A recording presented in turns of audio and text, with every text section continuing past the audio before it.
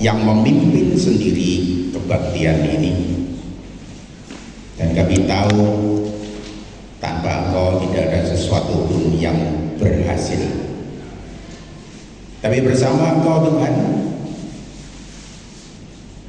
kami mau masuk di hadirat-Mu, mendengarkan firman-Mu,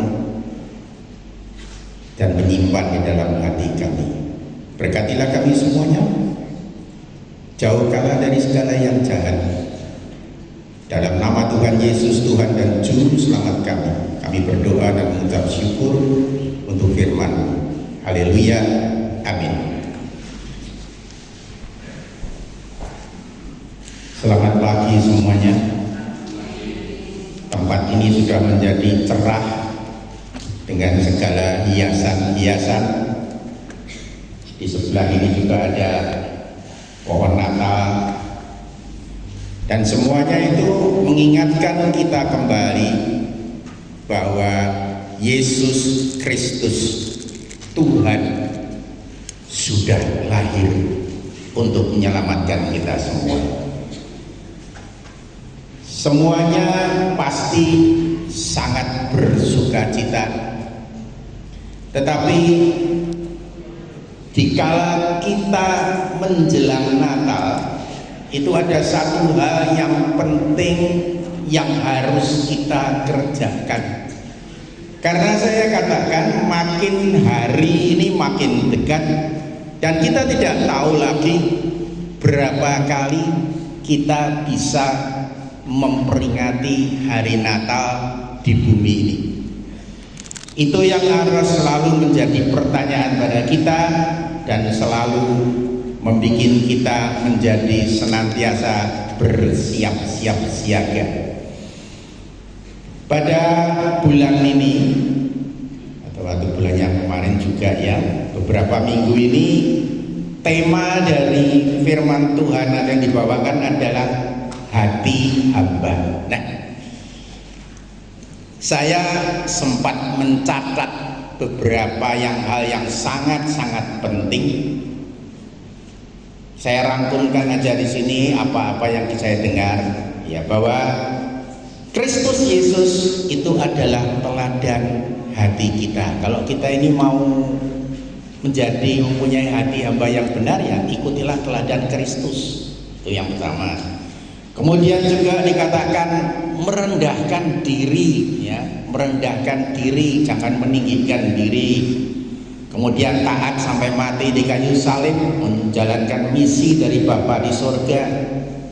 Kemudian juga mengutamakan kepentingan dari orang lain lebih dari kepentingan kita sendiri.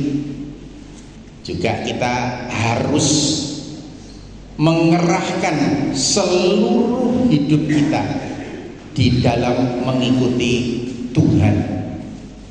Hamba yang demikian ini, teladan itu adalah Yesus yang akhirnya ditinggikan di atas segala sesuatu oleh Bapa di surga. Ini rangkuman dari beberapa khotbah yang saya dengar pada bulan-bulan ini. Nah, saudara-saudaraku, tetap pada tema hati hamba. Marilah kita pelajari sekali lagi, kita perkuat segala pengetahuan kita, diperdalam lagi. Kita buka mulai dari Injil Markus pasalnya yang ke-10. Markus 10, 2 ayat saja di sini, 43 44, tapi perikop ini akan saya ceritakan di sini, ya. Perikop dari Markus 10 ini mengenai dua orang murid Yesus, yaitu Yakobus dan Yohanes. Nah, mereka berdua ini mengikuti Tuhan Yesus, murid-murid yang setia. Pada suatu kali mereka datang kepada Tuhan dan berkata, "Tuhan, kalau boleh ya, kalau boleh saya minta nanti kalau Tuhan itu duduk di atas di dalam kemuliaan, saya duduk di sebelah kiri, yang satunya duduk di sebelah kanan." Dua orang murid ini meminta menjadi ya semacam pendamping dari Tuhan Yesus di kiri dan di kanannya. Saudara-saudaraku, di sini Tuhan menjawab itu tidak bisa dijanjikan. Maka dikatakan juga bilang siapa yang akan duduk di situ itu sudah ditetapkan. Kemudian setelah dia menasihati itu sehingga murid yang lain pun marah, ya, kurang ajar orang dua ini minta tempat yang paling tinggi, dan murid-murid yang lain itu marah kepada Yakobus dan kepada Yohanes. Tapi akhirnya Tuhan Yesus pada ayat yang 43 dan 44 memberikan jawaban bahwa itu adalah tidak benar yang mereka lakukan atau mereka minta. Kita baca di dalam ayat yang ke-43. Tidaklah demikian di antara kamu. Barang siapa ingin menjadi besar di antara kamu, hendaklah ia menjadi pelayanmu. 44. Dan barang siapa ingin menjadi yang terkemuka di antara kamu, hendaklah ia menjadi hamba untuk semuanya. Tuhan Yesus tegas menjawab bahwa kalau kamu mau di atas itu kamu harus meletakkan dirimu di bawah. Yang diminta oleh dua muridnya ini kebalik, ya. Mereka sudah merasa melayani Tuhan, mengikuti Tuhan, mungkin juga sudah melakukan apa yang disuruh oleh Tuhan, dan kemudian mereka minta upah, meletakkan di sebelah kiri dan di sebelah kanan. Saudara-saudaraku, di sini Tuhan Yesus meletakkan satu dasar daripada hati hamba yang dibenarkan oleh Tuhan, yaitu apa? Tidak meninggikan diri.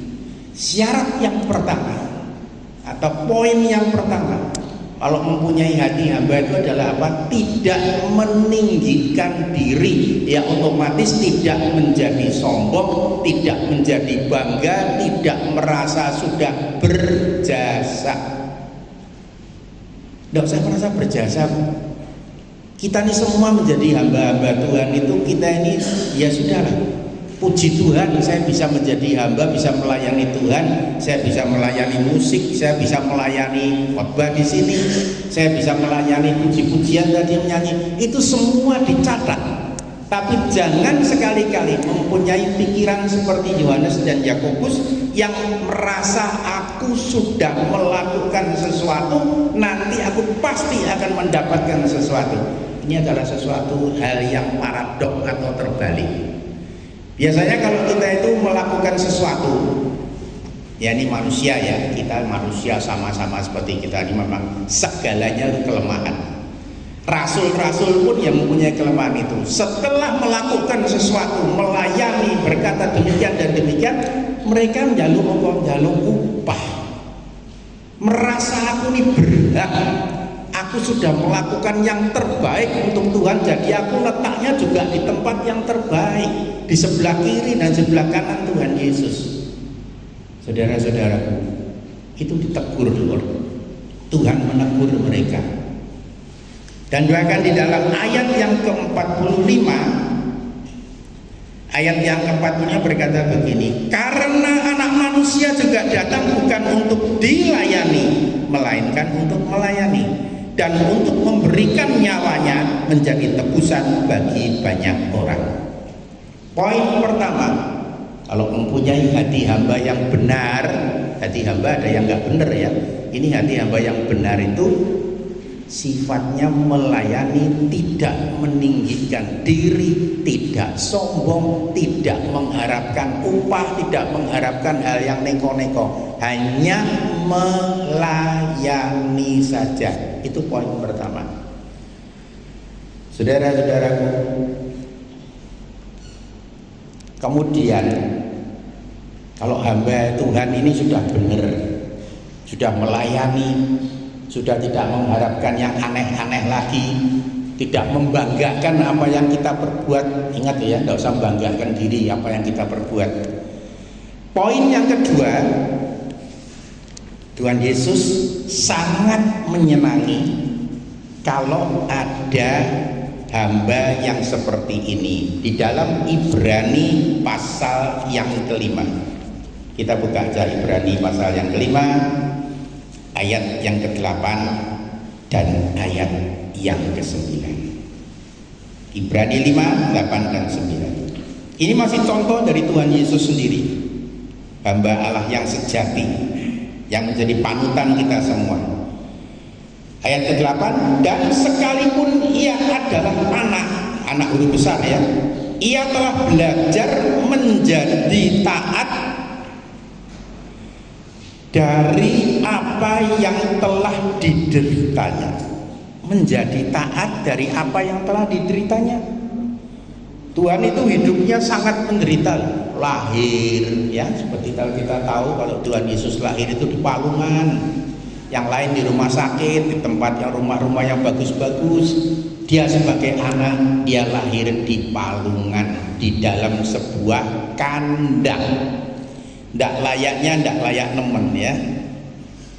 Tapi dia taat. Itu adalah misi yang diterima oleh dia yang harus dijalankan. Dan ayat yang ke-9 jelas lagi, dan sesudah ia mencapai kesempurnaannya, ia menjadi pokok keselamatan yang abadi bagi semua orang yang taat kepadanya. Dan ini adalah berita Natal yang terbaik. Setelah Tuhan Yesus itu taat, menderita, hidupnya susah, tapi tanpa dosa, mati di kayu salib, dan sempurna ketika dia mengatakan sudah selesai. Yang mendapat keuntungan itu siapa?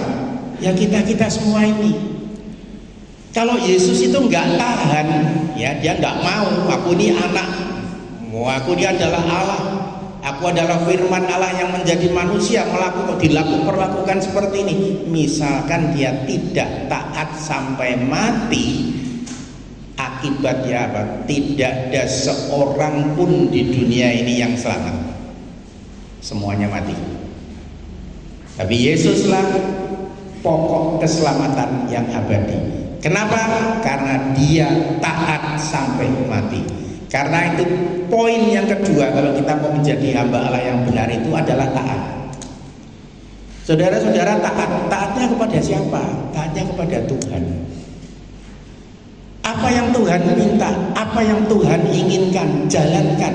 Hari ini belum bisa, besok pasti bisa. Karena Roh Kudus itu mesti membantu kita.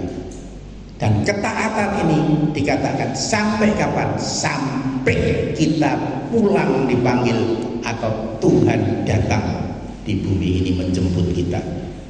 Taatlah. Arti taat itu artinya apa? Sudah saya sering katakan ya, ketaatan itu sama dengan kesetiaan. Orang yang taat itu pasti setia. Enggak taat tidak bisa setia. Enggak setia tidak mungkin taat. Jadi hamba yang diinginkan oleh Tuhan adalah hamba Allah yang taat dan setia. Sampai kapan? Sampai akhir dari hidup kita. Itu poin yang kedua. Saudara-saudaraku, firman Allah ini mempunyai kesinambungan yang aneh. Ada suatu benang yang tidak kelihatan yang menghubungkan antara satu dengan yang lain. Mulai dari kitab Kejadian sampai Wahyu, sampai dimanapun juga kalau dicari pasti ada titik temunya, tidak pernah terputus-putus. Itulah ajaibnya firman Tuhan atau Alkitab yang saudara pegang itu. Selalu cocok dengan segala zaman, dengan segala keadaan, di dalam segala kondisi. Firman Tuhan ini akan selalu menjadi kabar baik untuk kita semuanya. Kalau kita sudah tahu sekarang, kita harus taat. Yang kedua, poin yang ketiga, hamba Tuhan atau hamba Allah yang sejati itu selalu berjaga-jaga. Kita buka di dalam Injil Lukas, pasalnya yang ke-12.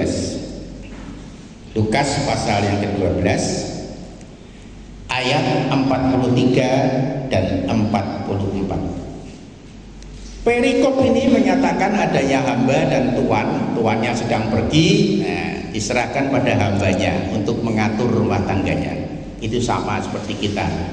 Tuhan di sana, kita di sini, menyampaikan kabar baik kepada setiap orang supaya mereka menjadi percaya dan ikut diselamatkan. Lukas 12:43 berkata begini, berbahagialah hamba yang didapati tuannya melakukan tugasnya itu ketika tuannya itu datang.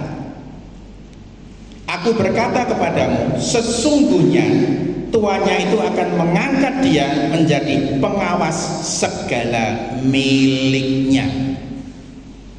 Saudara tahu berjaga-jaga itu apa artinya?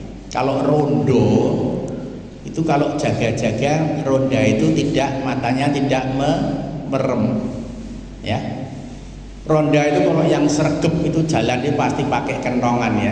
Dulu kalau ketika masih zamannya belum aman, ada kerusuhan dan sebagainya, kan ada ronda kan di kampung-kampung itu, tank, ya. Setiap kali jam 1 tank, 2 tank. Kalau 3 enggak tank berarti rondanya tidur. Nah ini kan diperingatkan, kalau tuannya itu datang, hambanya itu sedang berjaga-jaga, siap menjalankan tugas, tidak melakukan sesuatu yang jelek, selalu taat kepada tuannya, ya taat terus, ya berjaga-jaga terus, tidak gampang-gampang tidur. Itu nanti pasti akan diangkat menjadi pengawas rumah tangganya. Waduh, puji Tuhan. Tadi dikatakan nggak usah mengharapkan upah kalau melayani Tuhan, tapi Tuhan itu tidak akan melupakan itu.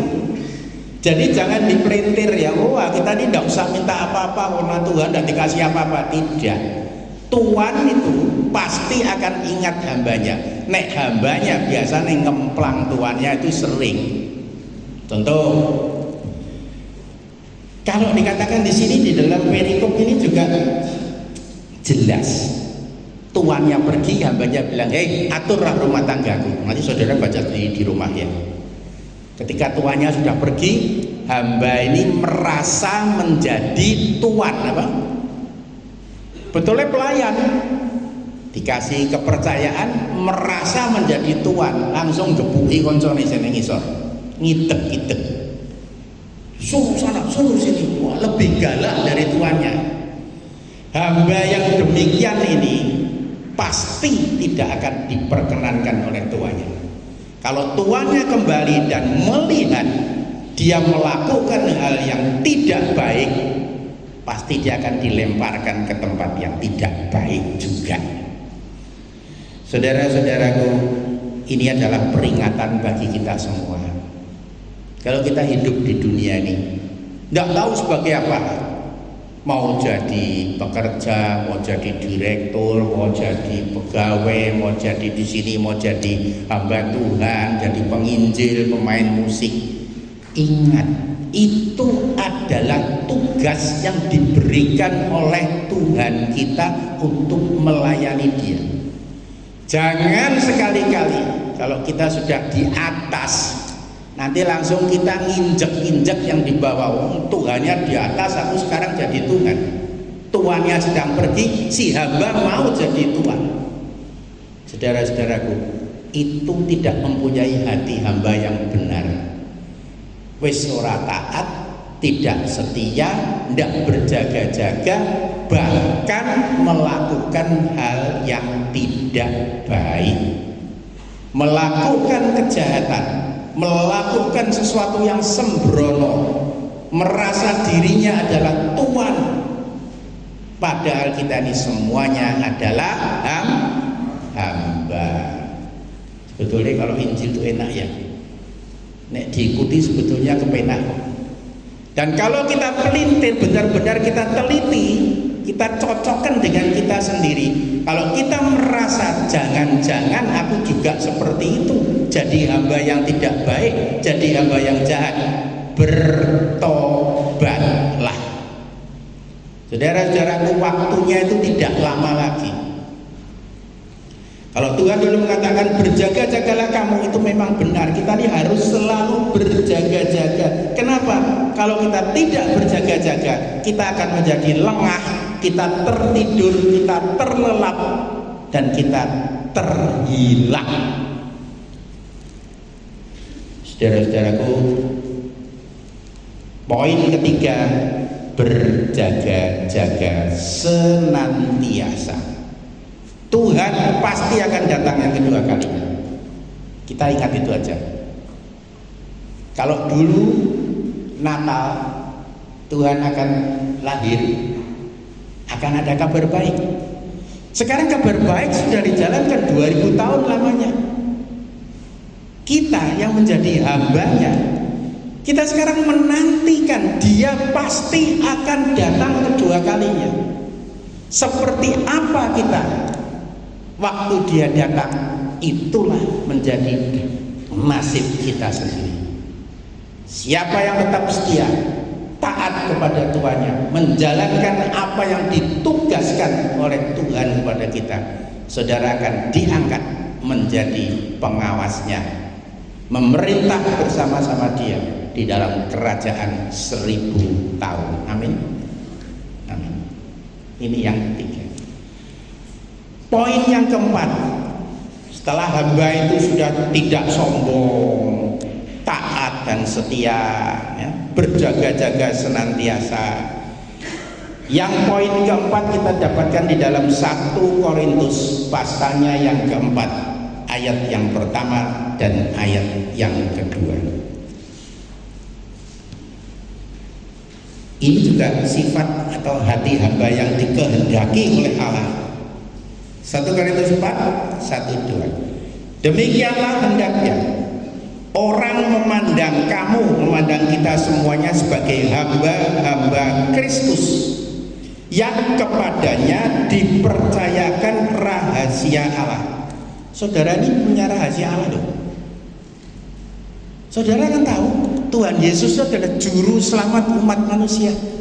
Siapa yang percaya kepada dia, menyebut dia sebagai Tuhan, mengakui dia sebagai Tuhan, itu akan diselamatkan.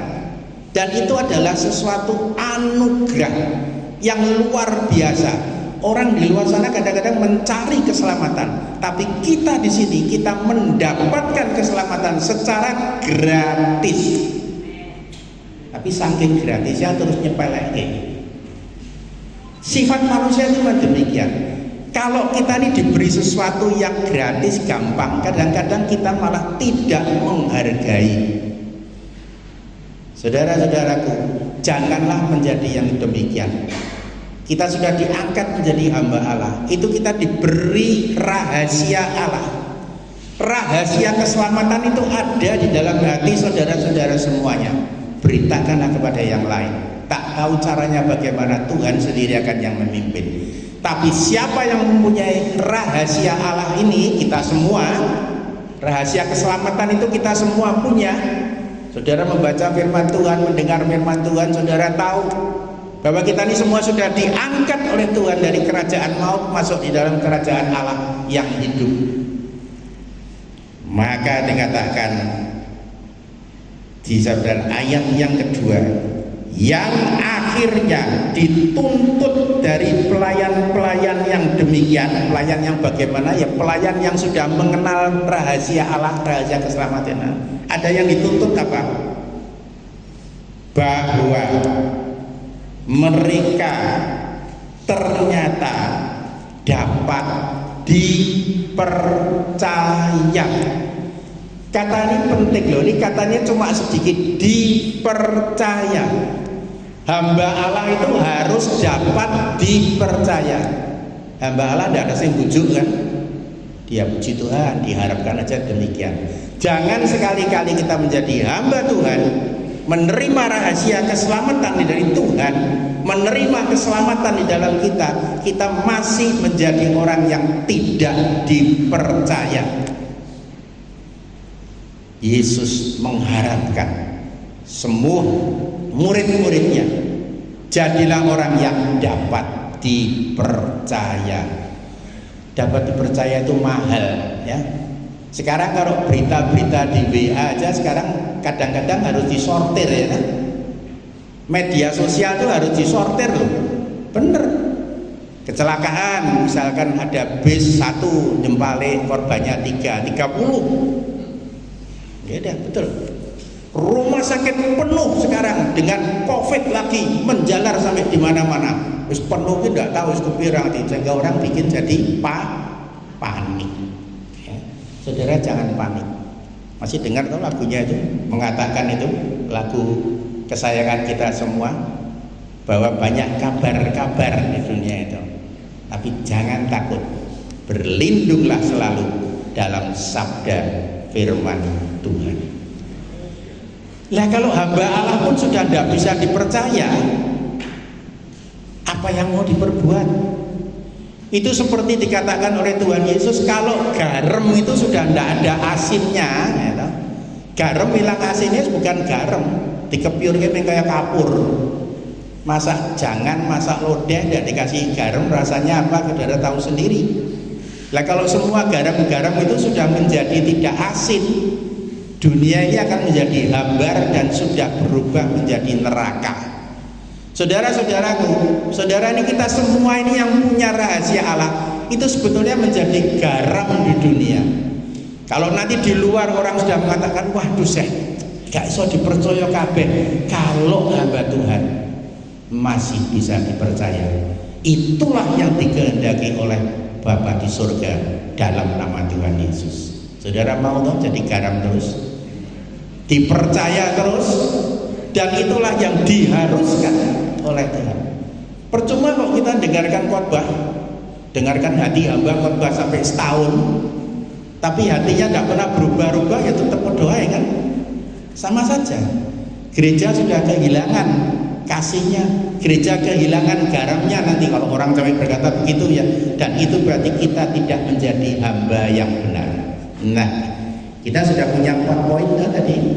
Pertama, tidak sombong, merendahkan diri, tidak mengharapkan yang macam-macam, taat dan setia tetap sampai mati. Kemudian berjaga-jaga senantiasa, tidak tidur, tetap menjalankan firman Tuhan dengan benar, tidak terlelap, tidak terlena. Yang keempat, dapat dipercaya. Sudah 4 ya. Nah, saudaraku, untuk mempunyai 4 sifat dari hati hamba, atau 4 karakter hati hamba yang benar ini, itu kita butuh poin yang kelima, yang terakhir. Poin yang kelima adalah apa? Hati hamba itu harus dipimpin oleh firman Tuhan senantiasa. Tanpa dipimpin firman Tuhan, tidak ada seorang pun yang akan berhasil menjadi hamba Tuhan yang benar.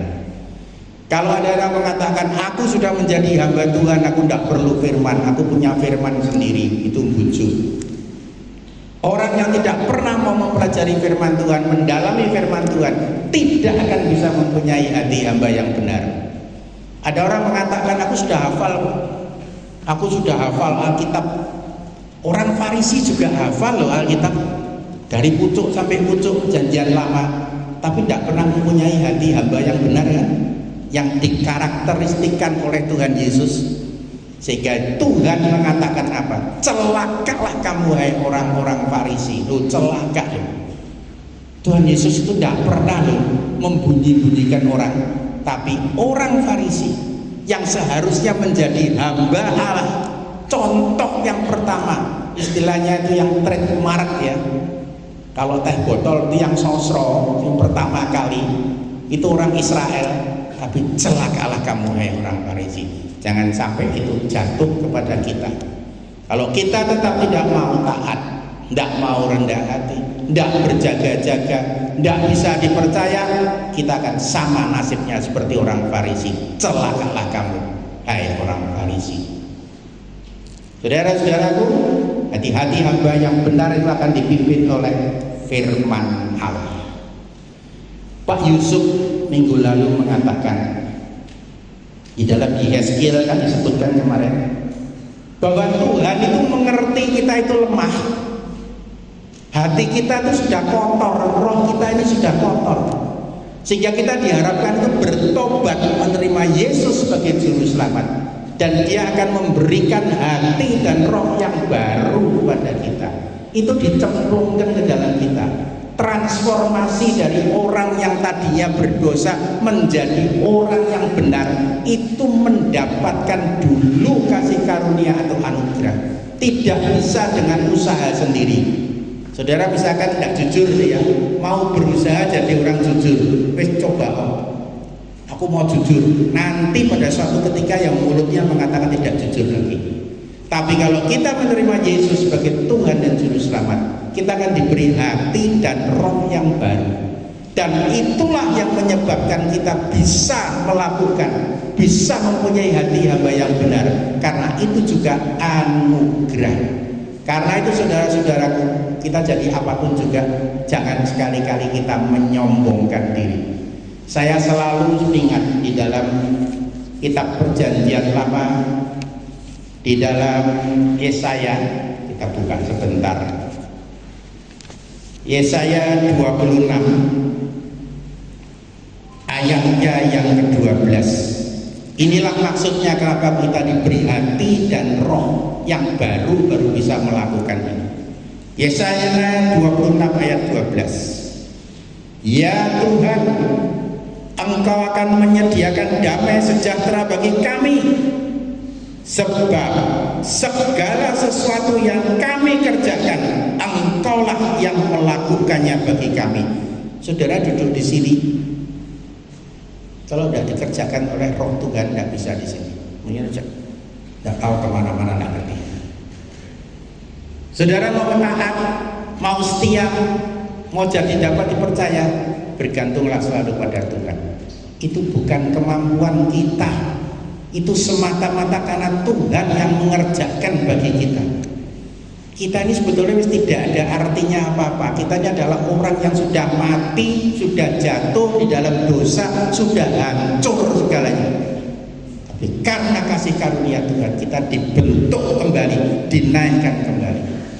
Kalau kita dinaikkan kembali, ingatlah tadi 5 hal yang tadi. Selalu dekatlah dengan firman Tuhan, sehingga saudara takut akan Tuhan benar-benar.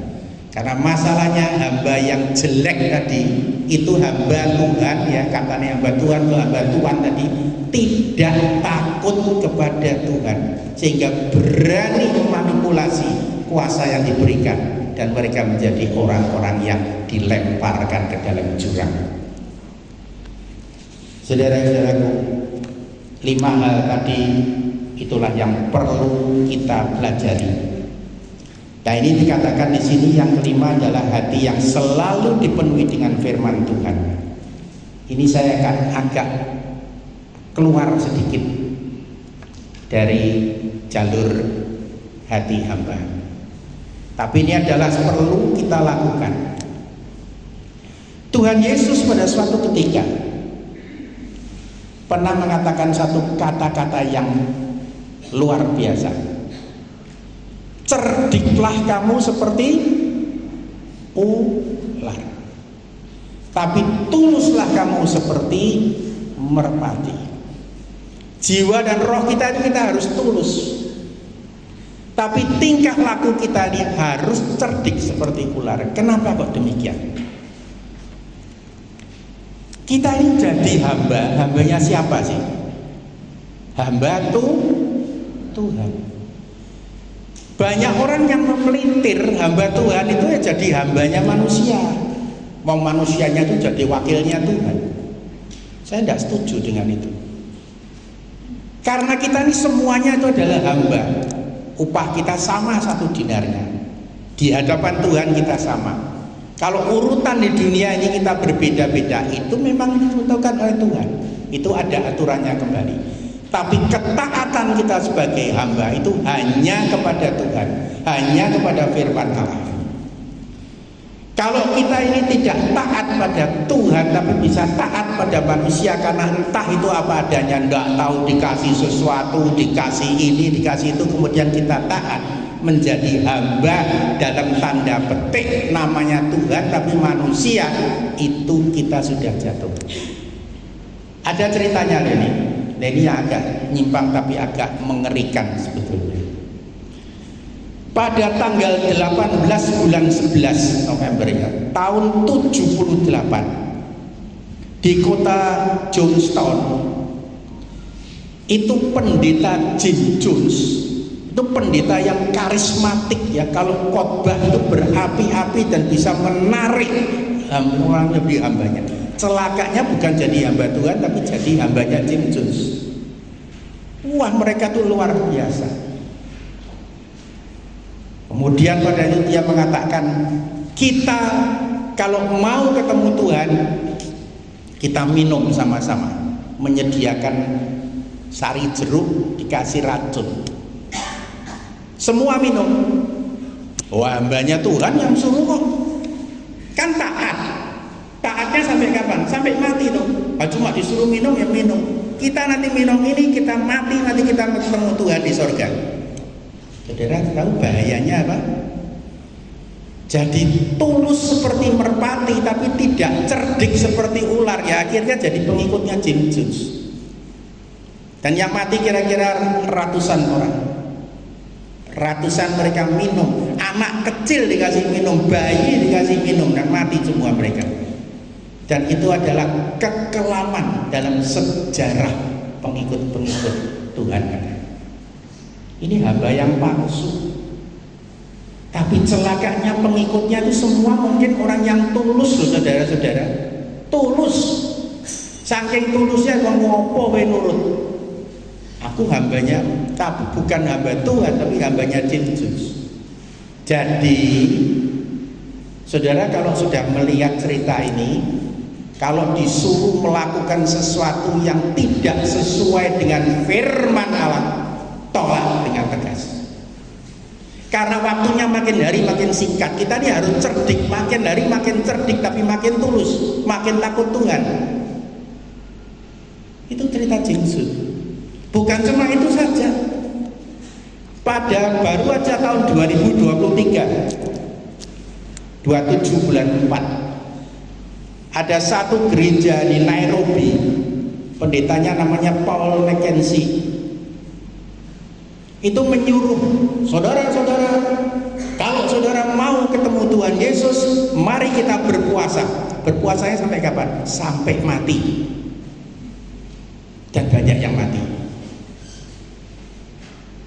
Kesesatan ini kenapa? Karena ketaatan yang keliru, ketaatan yang tidak dipimpin oleh firman Tuhan. Kita ini harus tetap mendengarkan firman Tuhan. Kalau kita tidak dipimpin oleh firman Tuhan, Roh Kudus tidak ada di dalam kita, kita gampang keliru, kita gampang menjadi sesat. Kalau sesat sendiri tidak apa-apa, ngajak sesat orang lain itu yang celaka. Saudara-saudaraku, inilah sebetulnya berita Natal yang terindah. Tuhan sudah datang memberikan kabar baik, tapi makin akan banyak penyesat-penyesat. Penuhilah hatimu dengan firman Tuhan, sehingga Roh Kudus itu selalu ada di dalam hati kita. Karena Roh Kudus itu tidak akan keluar dari firman Tuhan. Firman Tuhan itu adalah Yesus sendiri, dan Dia akan masuk di dalam kita. Roh Kuduslah yang akan menghidupkan itu semuanya, sehingga tubuh, jiwa, dan roh kita akan dipimpin oleh Tuhan sendiri, dan kita menjadi hamba Allah yang sejati. Ingat, jangan menjadi hambanya manusia, tapi jadi hamba Allah. Jangan dipelintir ya. Oh, kalau gitu aku nggak mau jadi pegawai, aku mau jadi bos. Bukan demikian. Di dalam prospek atau di dalam khusus kerohanian di dalam Tuhan ini, kita jadi hamba yang cerdik. Tuhan pasti akan memberikan jalan keluar apapun juga, dan kita menjadi orang-orang yang dibenarkan oleh Tuhan. Nah, tadi 5 hal tadi kita lakukan, dan kita juga contoh tadi bagaimana kalau kita menjadi taat tapi secara membabi buta dan akhirnya binasa. Sebagai penutup, sebagai ayat, kita akan buka di dalam 1 Petrus. Petrus ini selalu kata-katanya itu lugas. Dia adalah orang yang sederhana, dan di dalam menulis surat-suratnya dia selalu juga dengan cara-cara yang sederhana. 1 Petrus pasalnya yang kedua, sebetulnya dari ayat 11 sampai 17, tapi saya akan baca aja di dalam ayat yang ke-13 dan ayat yang ke-15 dan ayat yang ke-16. 1 Petrus pasal 2, Petrus 1 pasal 2 15 16. Beginilah firman Tuhan. Sebab inilah kehendak Allah, yaitu supaya dengan berbuat baik kamu membungkamkan kepicikan orang-orang yang bodoh. Tuhan itu mau kita ini menjadi hamba Allah, pasti melakukan kebaikan, menyebarkan kabar baik, menjadi contoh bagaimana orang yang baik dan benar itu kata-katanya bisa dipercaya. Kalau istilahnya kejawen adalah sabdo pandito ratu ya. Jadi orang nyeloneh, orang ngapusi, bener. Nah, itu kehendak Tuhan supaya kita ini berbuat baik, membungkamkan kepicikan orang-orang bodoh. Banyak orang-orang yang bodoh, yang picik, tapi kalau mereka melihat ketulusan kita, mereka akan ikut mendapatkan kabar baik itu dan menerima Tuhan sebagai juru selamat. Ayat yang ke-16, hiduplah sebagai orang merdeka. Kita ini dimerdekakan loh saudara-saudara. Kita ini sudah bukan lagi tawanan, kita ini dimerdekakan oleh darah Kristus. Kita ini menjadi merdeka. Dan bukan seperti mereka yang menyalahgunakan kemerdekaan itu untuk menyelubungi kejahatan-kejahatan mereka. Banyak yang mendapatkan kemerdekaan menjadi jahat, bahkan menutupi kejahatannya dengan mengatasnamakan kemerdekaan. Aku adalah hamba Tuhan, ya kan? Hamba Tuhan pasti berkata jujur. Berkata jujur, disuruh minum racun semuanya, mati semuanya. Suruh puasa sampai mati, nanti ketemu Tuhan. Tidak tahu ketemunya di mana. Tapi itu adalah kata-kata yang membunuh, membinasakan. Tuhan ingin kita memberikan kata-kata yang manis, kata-kata yang benar, kata-kata yang penuh hikmat, kata-kata yang mengangkat manusia dari lubang maut, diangkat ke dalam kerajaan Allah orang-orang hidup atau Allah yang hidup. Saudara-saudaraku, itulah keinginan Tuhan. Sehingga kata-kata yang terakhir dari ayat yang ke-16 ini, setelah jangan jadi yang menyelubungi kejahatan mereka, tetapi hiduplah sebagai hamba Allah. Hati hamba yang benar itu pasti mempunyai 5 poin yang tadi. Tidak usah diulangi, tapi sudah hafal semuanya. Karena itu adalah yang sudah dikhotbahkan selama berkali-kali di atas mimbar ini. Dirangkumkan oleh Petrus di dalam 1 Petrus 2 ayatnya yang ke-17. Ini adalah ayat emas bagi kita kalau kita mau punya hati hamba. Hormatilah semua orang. Poin pertama. Kalau kita mau dihormati, kita harus menghormati. Itu yang pertama kali. Kalau itu sudah tidak dijalankan, yang bawah lebih susah lagi. Yang kedua apa? Kasihlah saudara-saudaramu. Mengasihi saudara tahu caranya kan? Tahu. Berlebihan caranya tidak. Saling menghormati itu sudah satu poin yang penting. Jangan sampai terjadi kita mau dihormati, tapi kita tidak pernah menghormati. Kasihlah saudara-saudaramu. Kemudian yang ketiga, takutlah akan Allah. Takut akan Tuhan ini paling penting. Karena segala pengetahuan itu berasal dari takut akan Allah. Dan akhir dari segala sesuatu menurut firman Tuhan adalah takut akan Allah. Orang yang nggak takut Allah itu pasti melakukan hal yang tidak benar. Orang wedi, nggak ada Tuhan itu, nggak ada. Tuhan masih jauh ya. Kalau Belanda masih jauh itu sudah zaman perang dulu ya. Nah, ini Tuhan masih jauh. Padahal Tuhan sudah mungkin di ambang pintu. Karena tanda-tanda genap itu tanda-tanda zaman. Dan yang terakhir, hormatilah raja. Saudara-saudaraku, raja atau pemimpin suatu negara itu mendapatkan berkat dari Allah. Kalau dia tidak mendapatkan berkat Allah, dia tidak akan menjadi raja.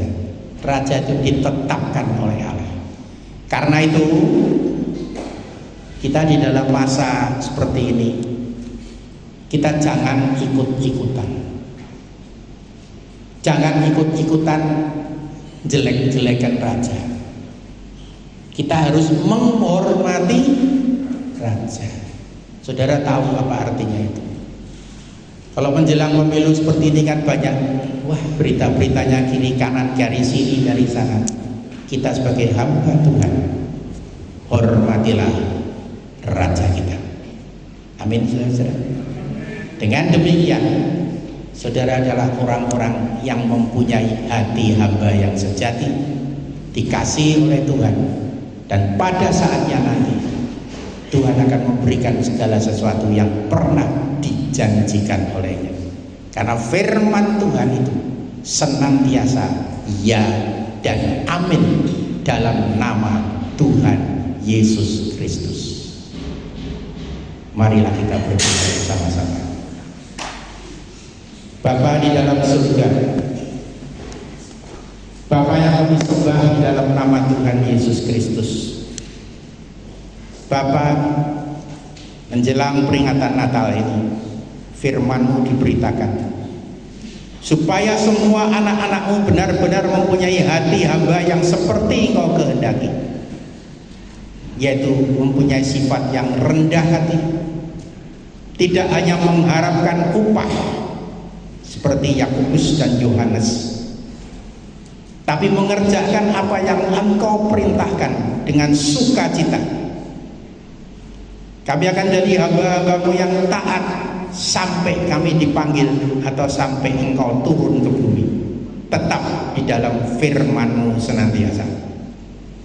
Dan biarlah kami mempunyai semangat untuk tetap berjaga-jaga, tidak tertidur atau terlelap, sehingga kita melakukan hal-hal yang jahat.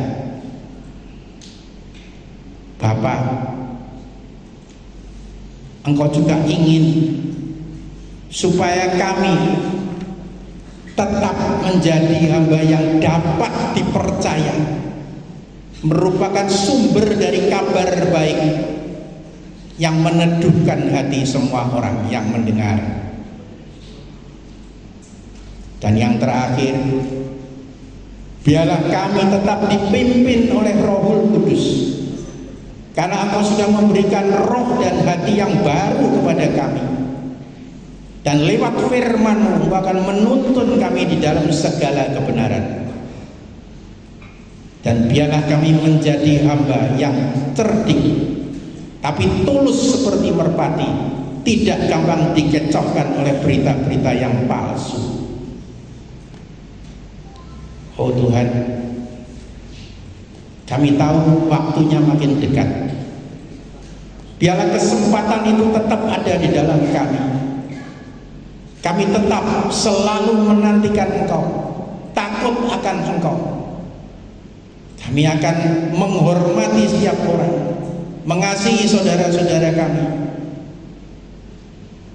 Dan juga kami tahu Tuhan, kami harus menghormati pemerintah-pemerintah kami atau raja yang Kau sebutkan di dalam firman.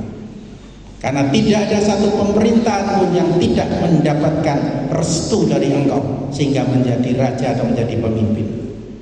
Bapa di surga, jagailah hati kami, pimpinlah selalu kami di dalam pimpinan Roh Kudus, sehingga kami tetap menjadi hamba-Mu yang Engkau kasih. Terpujilah nama-Mu Bapa. Dimeteraikanlah firman di pagi hari ini. Menjelang kedatangan-Mu, kami siap menanti Engkau Bapa. Di dalam nama Tuhan Yesus, Tuhan dan Juru Selamat kami, naikkan ucapan syukur dan doa kami. Yang percaya mari katakan bersama-sama, amin.